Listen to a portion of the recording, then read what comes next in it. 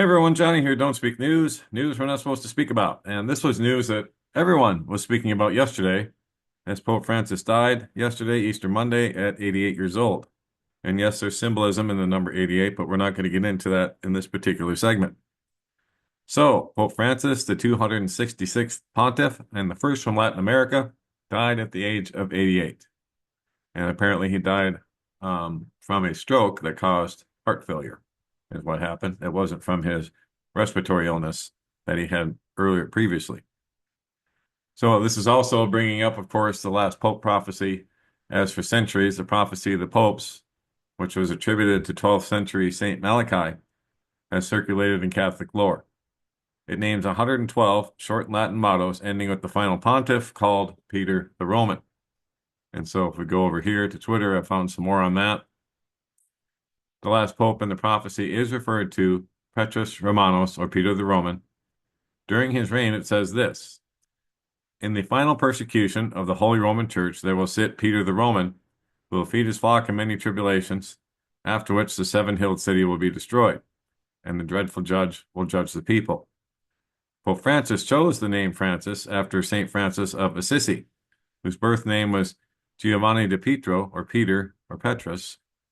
That's why many associate Pope Francis with the last pope from the prophecy, Petrus Romanus. And there you go. I'll put the link up, as always, on the website, don'tspeaknews.com, so you can read it for yourselves. Now, to go along with that, since the Pope died on April 20th, I found this interesting. This is from Warning His People 2 on Telegram. Adolf Hitler was born on the 20th of April in 1889 in Braunau am Inn, a town in Austria-Hungary, present-day Austria, close to the border with the German Empire at the time. And one more thing. I'm assuming that the ritual of the Pope's death was done on April 20th and simply announced a day later, just a hunch. Not only was April 20th the final day of Passover and Resurrection Sunday, but it was also the birth date of Hitler, a modern-day Antichrist who preceded the final Antichrist. April 20th has been a high ritual day for decades because it is Hitler's birth date, and I've shared a few examples of this in prior posts from survivor testimonies of the Hitler Project, which was to bring in the final Antichrist. The final Antichrist is represented by the number 88, which is why the Pope died at 88, and why the Notre Dame bell, or Notre Dame bell, has rung 88 times to ring in the rise of the phoenix from the ashes. It's also why Daniel 11 foretold the final Antichrist would sweep away all power, including the Pope, as he set up the final world order of the 10 kings. 88 represents Trump in the occult, and his golden age represents the fallen angel agenda, or the beast system. Guys, it is all connected. Yes, it is. Absolutely. And of course, Trump will be at the funeral for the Pope as well. That's what he said yesterday anyway, in a White House statement. So that's just part of the deal today. Now, we get to the Antichrist himself, Donald Trump.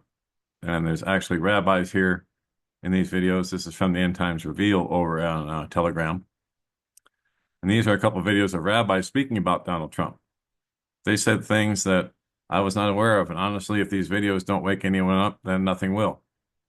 One of the most intriguing things that the first rabbi says is that he believes Trump is the Mashiach ben David and is the Edom Mashiach.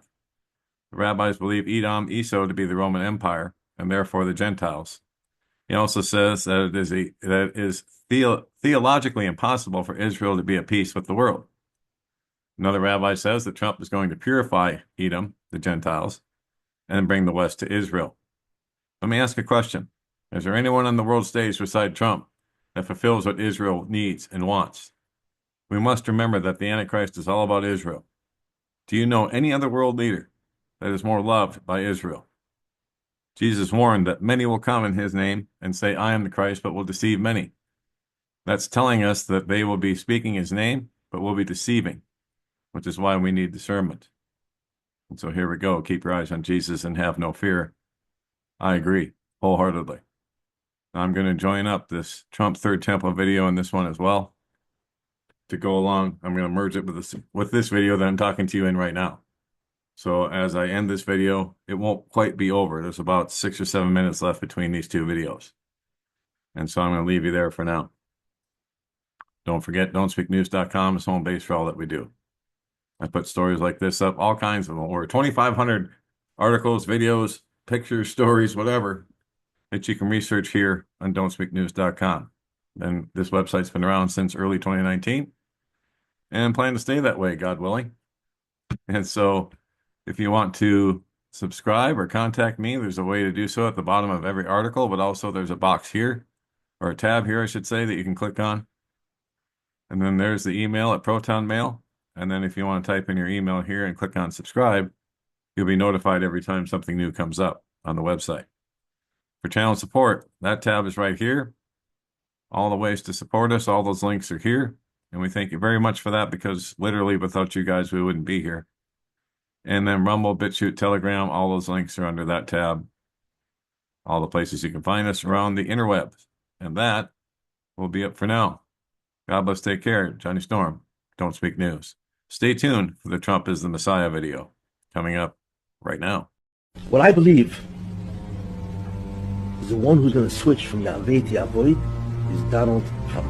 He will turn America from Yahweh to Yavoid, because everything he says indicates that. He's going to really be a tremendous president in the United States. Tremendous. He's going to stand up to all the nations of the world. He's going to side with Israel when he realizes that they cannot make peace with Israel, as I've said before, because it's theologically impossible. And that's why I believe, remember I said that the Gematria of Donald Trump is Gematria Mashiach ben David? You know what that means? He, I believe, is the Mashiach of Edom. The Mashiach is nothing more than an anointed one, right, that completely reverses the order of something. Trump, I believe, is the Messiah of Edom, of Esau. And therefore, he will take them from Yahweh to Yavoid, from someone who afflicts Israel to someone who will assist them. And believe me, he's going to be fabulous with the Jewish people. We will not rest until the horrible and vile ideology of anti-Semitism has been defeated and destroyed. For this reason, I recently signed an executive order to restrict federal funding to any college or university that spreads, supports, or promotes anti-Semitic prejudice in any form. President Trump's right ear was grazed in a symbolic gesture of Exodus 21:6, where the Torah states that a servant who wants to remain with his master needs to have his right ear pierced. Trump was designated as God's servant and anointed one, just like Cyrus the Great almost 2,400 years ago.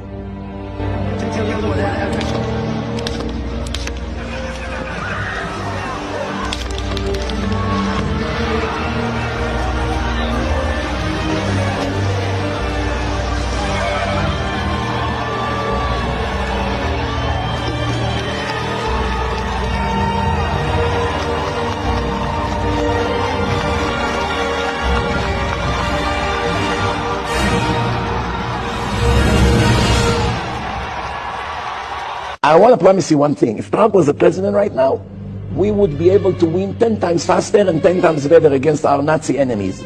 He would give us any weapon we want, unconditional. He wouldn't care what the world is barking about. He would shut down these European liberals and tell them to be quiet.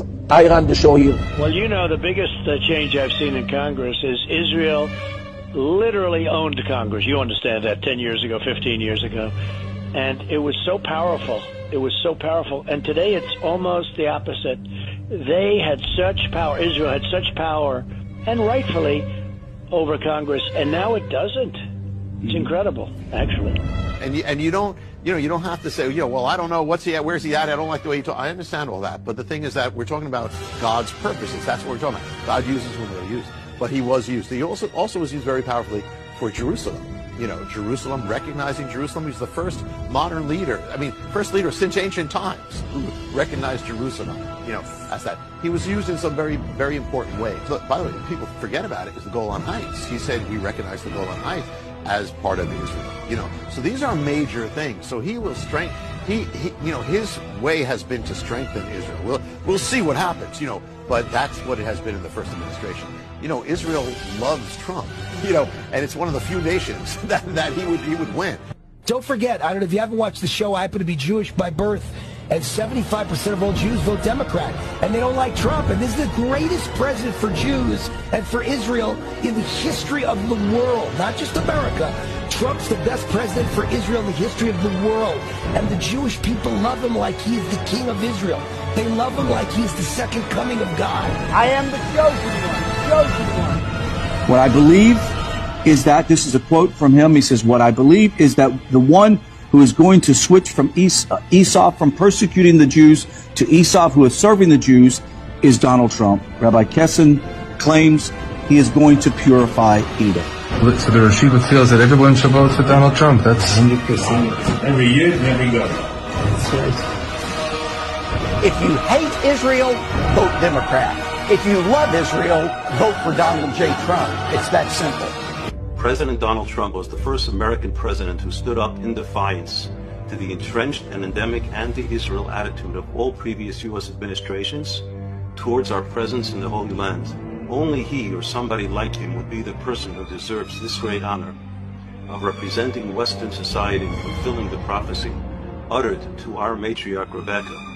The elder one will serve the younger one. Trump was designated as God's servant and anointed one, just like Cyrus the Great almost 2,400 years ago. And I have good reason to believe Donald Trump was chosen to be the one to redeem the sins of Esau through offering his assistance in rebuilding the Holy Temple on the Temple Mount and establishing the Jewish kingdom over all of mankind in Jerusalem. This was a special token of affection given by myself and the First Lady to Prime Minister and the First Lady of Israel. And it's a key. We call it a key to the White House, and it's a key to our country and to our hearts.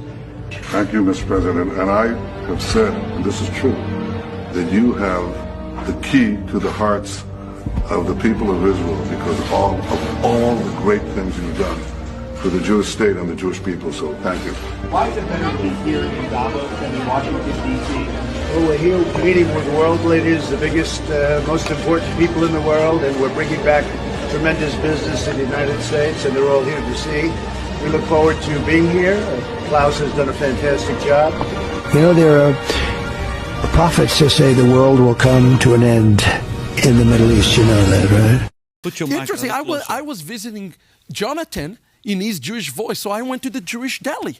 And of course, we had the discussion on Trump. You ask, and I asked them, who is Trump to you? And you know what they said? Trump is our new Messiah, actually. They want to believe that Trump is the Messiah. What I think is happening here is God using Donald Trump to hasten the coming of the Lord. This is really what is happening here. And we need to stay tuned because he's lining up with Israel right now in a major way.